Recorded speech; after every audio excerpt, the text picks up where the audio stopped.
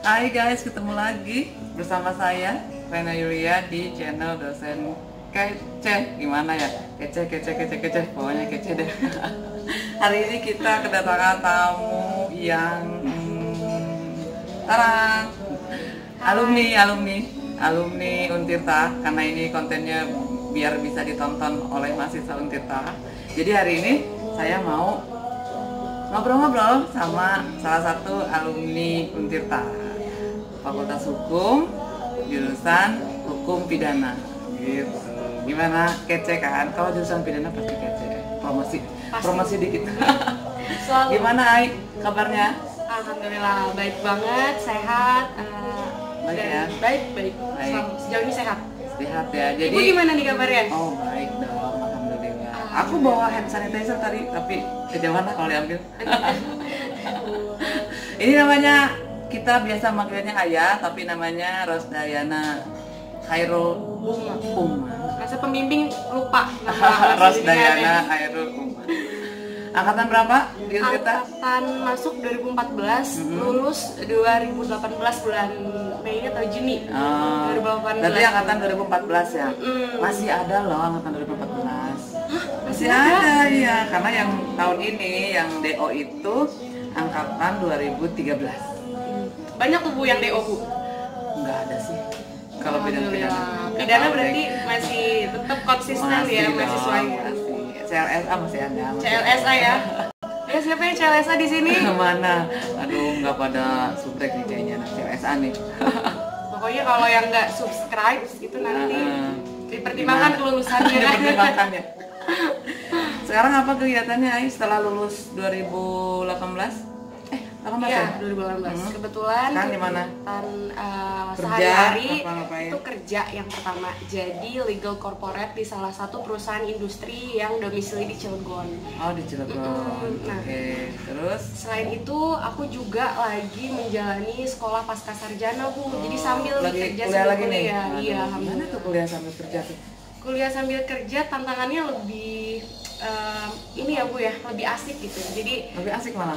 lebih asik karena kita dituntut memanage waktu yang nggak banyak antara belajar sama untuk mencari uang gitu Bu. Aduh, berarti Challenging. bayar kuliahnya hasil kerja sendiri ya? Alhamdulillah bayar kuliah hasil dari kerja keras sendiri. Oh gitu. Enggak beasiswa enggak? Enggak. Oh enggak ya. Di mana kuliahnya S2-nya? Kebetulan ngambil kuliah S2 di Universitas Gadjah Mada, tapi yang domisilinya di Jakarta Bu. Oh, Gadjah Mada. Jauh ya. Jakarta biar bisa kejar gitu ya? Iya. Kuliahnya itu weekend? Apa gimana? Kuliahnya itu Jumat sama Sabtu, jadi 2 kali. 2 hari ya, dalam Jumat sama seminggu. Sabtu ya. Iya. Oke, berarti di sana ketemu banyak alumni dari kampus lain ya? Iya, ketemu juga alumni dari Untirta kebetulan. Siapa? Kalau nggak salah angkatan 2013, anak jurusan Perdata. Oh, Perdata. Siapa namanya? Namanya Kak Esti. Esti yang mana ya? Lupa. Anak BEM 2013 kalau nggak salah. Iya. Berarti banyak ya alumni Untirta yang pada ngambil S2 gitu ya? Banyak. Setahu aku di angkatan aku ya Bu. Banyak, ada yang di UGM, ada yang di UI, ada yang di Pidana juga Teanggi. Ada yang di Tarumanegara, kemudian Jayabaya. Tapi banyaknya ngambil yang di Jakarta ya kampusnya ya. Tapi banyak juga angkatan aku yang di Untirta lagi ya S2-nya. Nah iya benar, banyak yang di Untirta lagi. Kenapa kamu nggak di Untirta lagi? Kamu nggak mau ketemu saya lagi ya? Oh, bukan. Takut ya? Sebenarnya nggak takut Ya Bu. kali kan. Karena dosen paling asik di pidana salah satunya adalah Bu Rena. Dosen pidana itu kece-kece dan asik-asik, walaupun kadang strict juga ya Bu ya. Oh enggak, kadang, selamanya. Selamanya strict mau apa? Pokoknya harus sesuai dengan norma. Bener. Jangan harap pidana itu dapat diringanin dan lain-lain, karena kita benar-benar dituntut buat baca, buat analisa, buat nulis sendiri. Dan aku ngerasain banget. Kan pidana mengenalnya pemberatan. Bener. Pemberatan. Jadi ingat asas-asas lagi. Sekarang di UGM ngambil pidana lagi. Pidana tapi khusus untuk hukum acaranya Bu, litigasi. Litigasi ya. Magister hukum litigasi. Hukum acara pidana ya. Oke. Terus selain lagi kuliah, Tapi kerja juga masih? Alhamdulillah udah 2 tahun kerja. Udah 2 tahun ya? Aku mau nanya, dulu waktu di Untirta itu aktif di mana? Di Duta ya?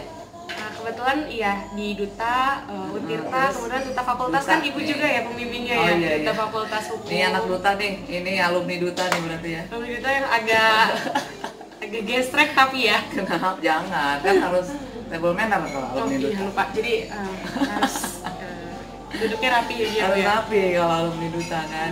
Sekarang katanya Duta mau pemilihan juga nih di kampus. Mau online tuh, mau daring, pemilihannya mau daring. Kebayang ya, agak ribet tuh. Bikin video dulu, baru di-upload. Daring agak ribet. Gimana? Menurutmu kalau pemilihan Duta daring gimana tuh ya? Ini sebetulnya Bu yang jadi lagi pembahasan ya di senior-senior sebenarnya. Karena kita nggak pernah Bu mengenal ada audisi Duta daring. Iya, baru kali ini. Yang harus kalian tahu Bu Rena itu benar-benar dari awal ada di pendirian Duta Fakultas Hukum dari angkatan pertama sampai mau angkatan kelima atau keenam ya Bu ya di tahun ini. Nah beliau itu sebagai juri tetap di Kenapa bagian jadi ngomongin gue? wawancara. Kan lu. Iya, jelasin dulu kan. Oh, jelasin dulu. Nah, jadi Oke. beliau juga sangat amat mengetahui bagaimana perkembangan Duta Fakultas Hukum dan rencana yang daring itu, Bu. Sebetulnya kita sedang mempertimbangkan karena itu salah satu decision yang berat. Ya. Karena bagaimanapun kita melihat seorang ambasadornya Fakultas Hukum nih soon to be. Nah, kita itu kan orang harus lain pula kan ya? Gimana tuh? kita kan harus menilai secara langsung Yang dong. di-upload kakaknya gitu kan? Dan siapa tahu nanti muka artis kan. Iya, terus minat bakatnya itu nari gitu, tapi narinya pakai topeng. Yang nari orang lain, gimana Atau tuh? bakatnya nyanyi tapi lip sync ternyata. Nah, pakai semule. Gimana? Aduh, iklan. Pas mulai Bu. Gimana coba? Tapi Jadi- mau nggak mau kan, Tapi di masa pandemi ini emang semua jadi serba susah. supaya berjalan si dutanya, jadi tetap harus dilaksanakan. Nah, menurut Ibu gimana nih kalau misalkan Duta Fakultas Hukum itu pakai daring nih? Menurut aku nggak masalah sih. Nggak masalah. Kita jadi pelopor gitu, pelopor melaksanakan pemilihan duta daring, ya kan? Keren kayaknya, tapi itu tadi harus potensi-potensi kriminal ataupun kecurangan. Waduh, ngomongannya berat guys karena Jangan pidana kriminal, ya. guys. Kecurangan, potensi kecurangan itu mesti diminimalisir, diantisipasi Coraknya kesengajaan atau gimana? atau kemungkinan dengan sadar kepastian. Nanti gak sengaja lagi kan. Ini video ini dibuat sengaja ya. Betul. Jadi bukan gak sengaja ini. Ini dibuatnya sengaja gitu. Terus gimana, Ay? Ngapain ngambil S2? Mau jadi apa? Kerja ini. udah. Tapi ngambil S2.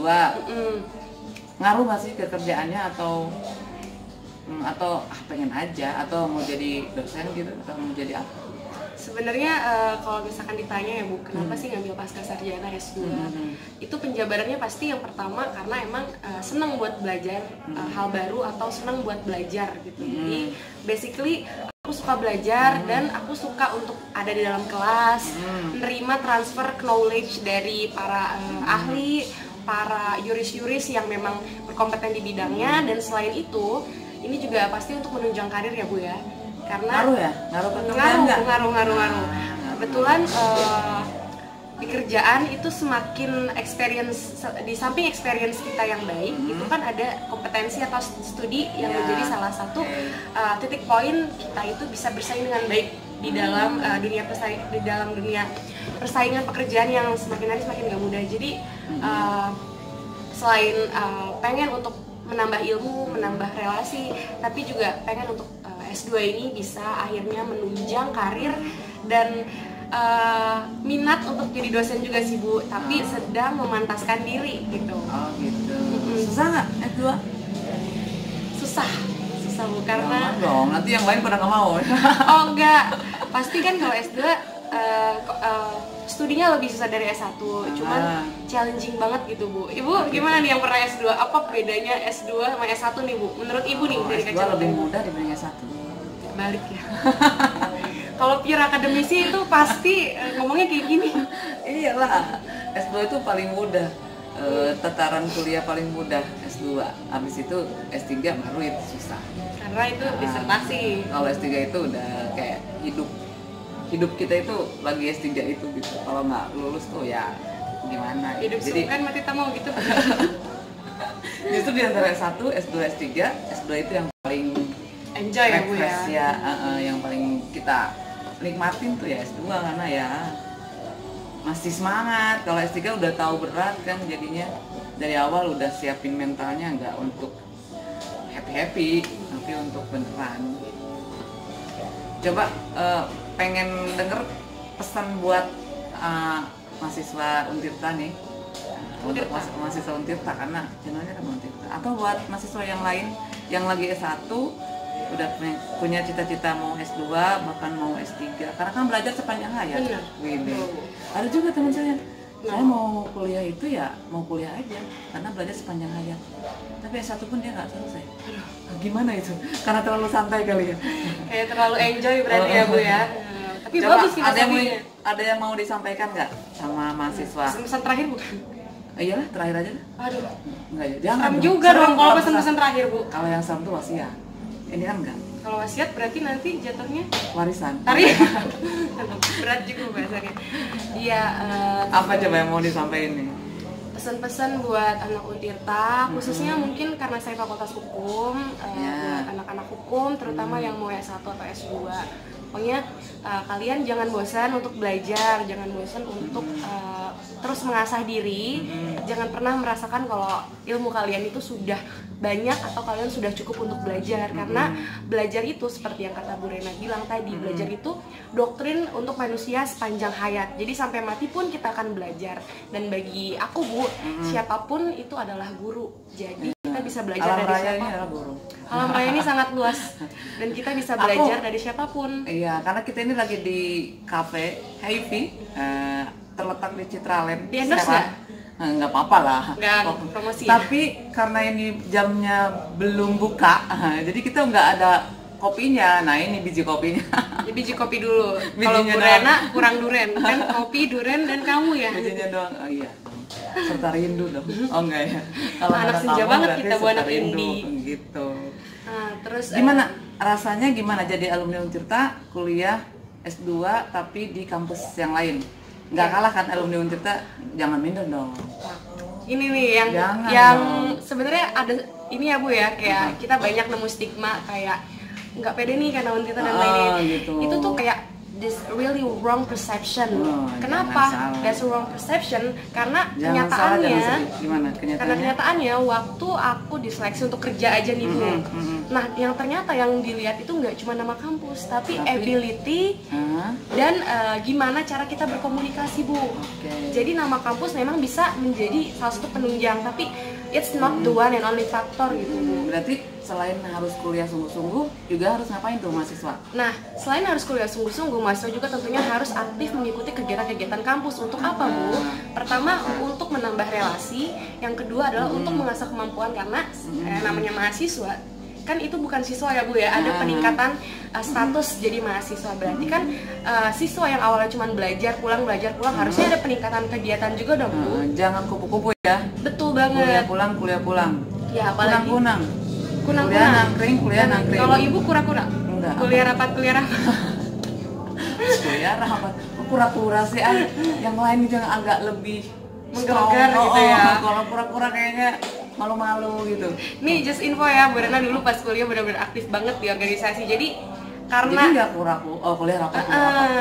Jadi beliau adalah salah satu sosok yang memang benar-benar aktif juga di dunia organisasi di kampus. Jadi nggak banget sih. Nggak banget, tapi aktif banget doang gitu. Aktif doang. Terakhir banget nih. Apa Bu? Nyanyi dulu lah. Biasanya gua yang nyanyi, tapi karena lu jadi lu doang yang nyanyi. Malu Bu, udah lama nggak nyanyi. Mau nyanyi apa nih? Request. Jangan request lah. Satu bait aja, nggak usah satu album belum. Satu album habis nanti. Lagu apa ya Bu yang biasa kita nyanyiin waktu itu tuh? Lagu apa? Buru, lagu apa? Oh ya udah, Titi DJ aja. Iya, gimana Titi DJ? Percayalah, hanya aku yang paling mengerti besar arti kejujuran diri. Bunda sanubarimu kasih, percayalah. Siapa nih yang harus percaya Bang ngomong-ngomong? Semua orang yang harus untuk semua orang, bahwasannya semua orang harus percaya sama bahwa dirinya sendiri, bahwasannya diri sendiri. mereka bisa untuk meraih apapun yang mereka mau asalkan ada usaha yang keras betul dan juga doa, Bu. itu dia 99% usaha, 1% doa. Kalau kurang doa tetap nggak jadi 100%. Jadi harus percaya. Harus percaya ya. Harus percaya dan jangan istilahnya Makanya tagline-nya jadi percayalah. pas ya Bu, jadi ya Oke.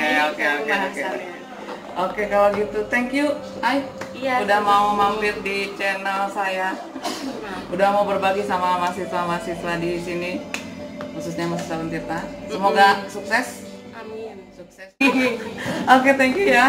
Oke, dadah. Dadah semuanya.